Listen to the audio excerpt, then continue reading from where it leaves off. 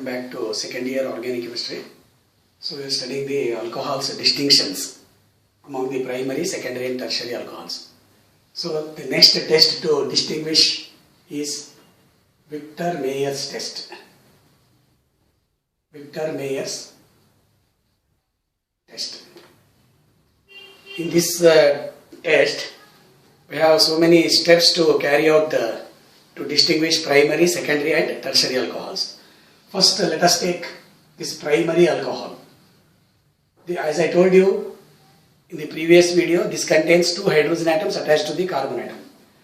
The second one is secondary alcohol, R2CHOH. The third one is R3COH. So this is primary, this is secondary, this is tertiary. Tertiary alcohol. The first step is we have to convert the corresponding alcohol to the chlorine derivative or chlorides or iodides. When you take this phosphorus and iodine, red phosphorus and iodine, primary alcohol will give rise to RCH2I. Secondary alcohol will give rise to again phosphorus and iodine, R2CHI. Tertiary alcohol will give rise to R3CI on treatment with phosphorus and iodine. So we are converting corresponding alcohol to the iodides. The next one is treat this with silver nitrite, AgNO2. AgNO2. AgNO2. So silver nitrite will convert this primary alcohol iodide to give rise to RCH2NO2. Here AgI is eliminated, silver iodide is eliminated. Secondary alcohol will give rise to R2CNO2. Nitro compounds are formed, R3CNO2.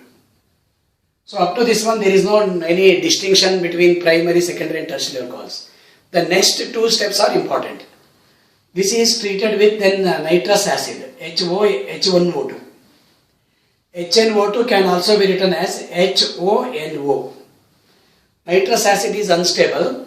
That's why it is to be prepared during the reaction by mixing sodium nitrite with concentrate with HCl.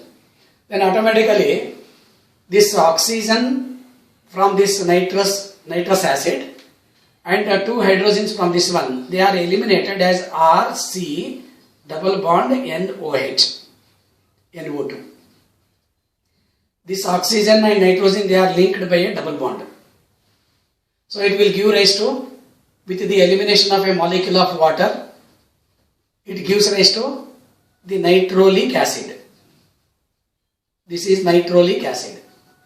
This on treating with sodium hydroxide, that is adding a base like sodium hydroxide, it gives rise to the red color. Blood red color is produced. So primary alcohol on treatment with iodine gives rise to primary iodide. Reacting with silver nitrate gives rise to nitro derivative.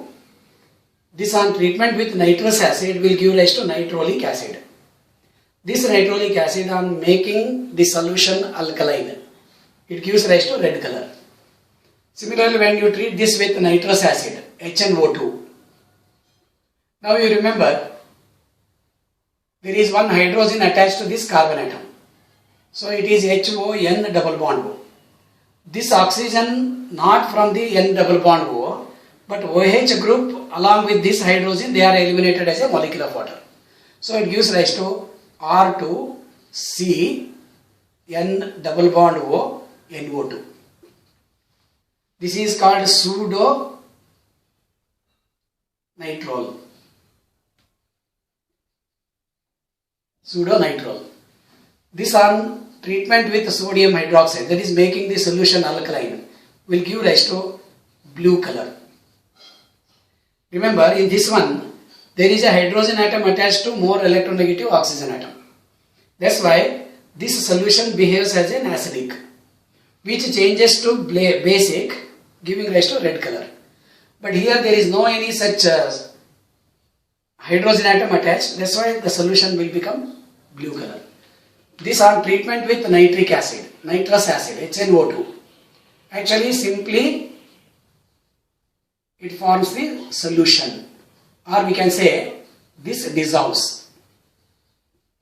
On adding sodium hydroxide, no change in color. No red color or no blue color, no change in color. So, primary alcohol, secondary alcohol and tertiary alcohol can be distinguished by using this Victor-Meyer's test. Victor-Meyer's test involves various steps. First, conversion of the alcohol to iodide, then to the nitro derivative. These three alcohols give rise to same nitro derivatives. But the next step is reaction with nitrous acid followed by the basification, addition of the base. So we get a red color or blood red color in case of the primary, blue color in case of the secondary, no change in the color art, the solution remains colorless in case of the tertiary alcohols. The last test that we can use is oxidation reaction. Oxidation reaction to distinguish primary, secondary and tertiary alcohols. Primary alcohol on oxidation will give rise to an aldehyde, which on further oxidation will give rise to the acid with the same number of carbon atom. With same number of carbon atoms. For example, if you take this CH3CH2OH, this on oxidation will give rise to an aldehyde, CH3CHO. This on further oxidation will give rise to same number of carbon atoms, CH3COOH, that is acetic acid. Similarly, if you use propanol, 1-propanol, propanaldehyde, we get propianaldehyde, propanoic acid. But if you take secondary alcohol, this on oxidation will give rise to ketone. This on further oxidation, actually it becomes resistant to oxidation, but on prolonged oxidation it will give rise to acid with less number of carbon atoms. Less number of carbon atoms. For example, if I use this CH3, CHOH, CH3 as an example, propanol, 2-propanol. This is isopropyl alcohol, which is a secondary alcohol. This on oxidation will give rise to a ketone, acetone, CH3COCH3. But this on further oxidation will give rise to smaller number carbon compound, CH3COOH, along with carbon dioxide. If there is a carbon atom at the end, then it is converted to carbon dioxide. The remaining carbon atoms, they are giving rise to corresponding acid. So from 3 carbon compound, we are getting actually 2 carbon acid. Similarly, when you use any secondary alcohol, it will give rise to the smaller carbon compound, that is an acid. In case of the tertiary alcohol, they are actually resistant to oxidation. But prolonged oxidation with strong oxidizing agent, they give rise to the alkenes, which can be further oxidized to give rise to further smaller compounds. For example, when you use this CH3, CH3, CH3OH, tertiary butyl alcohol, this on oxidation will give rise to first an alkene. With the dehydration, it will give rise to CH3CH3 double bond CH2 along with water. But this on further oxidation will give rise to smaller fractions. So, same number of carbon atoms in the final product, less number of carbon atoms, resistant to oxidation, but further oxidation will give rise to still smaller number of carbon compounds.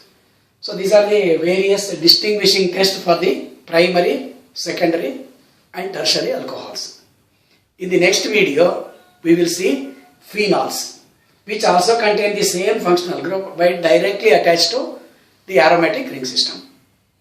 Thank you.